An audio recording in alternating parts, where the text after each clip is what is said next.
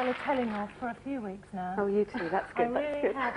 Now, I know you're actresses, and I know that's playing a part, and I know you have costumes, but you look more like models in real life, which must be handy, because I guess you could get recognised an awful lot. I just found what sheltered little lives we lead, because, you know, I didn't know half the problems that existed, half the illnesses that existed.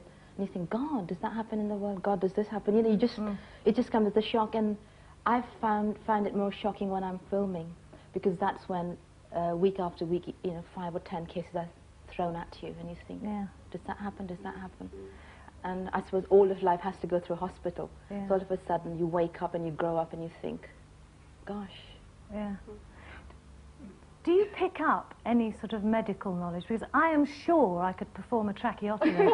I've seen it so many times. Do you find people expect you to know things? No, they tease you about it. Yeah. But I'm awful. It's one ear out the other. I only live for the moment, do this scene and get out and totally forget about it. Because I remember this is my second series, and last year the consultant on it, and he said, I taught you this last year. And I said, sorry, but I didn't pay. You know, you just concentrate for that moment. And you forget about it, because, as you know, it's so horrendous to look at. You don't want to remember it.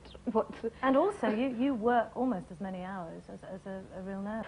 Some of the scenes, I mean, let's be honest, they don't pull many punches on Casualty. I mean, they show the blood and the vomit. They're pretty gory. I mean, what's it like to work with? First thing in the morning after breakfast, it's quite... oh, it's quite awful, you know. And that's down to Derek Lloyd and Simon Titherley, two wonderful makeup boffins. They're completely eccentric, aren't they? They come up to you and say, it's not real. Why are you getting upset? It's not real. But the problem is, you know it's not real, but you've got to tell yourself it's real to convey to the audience it's real. Yeah, and in that moment... And it looks very real. I think the makeup is fantastic, because they use false skin and everything. Oh, and the poor little actor who's playing the patient is more nervous than you, because they know you're not for real. And you come in with this huge injection, and they're like this, because they know it could go at the wrong place. You say you have to treat it as if it's real. What happens when you have that cardiac arrest scene and the crash unit comes in? I mean, I am wrung out at home. Does it sort of drain you emotionally? Do you feel the elation when the patient is revived? Do you really get into it? Yes. I mean, I'm not sort of... You get involved in the sense you pretend you're a real doctor and you pretend it's happening for real. So you actually go in for it like that.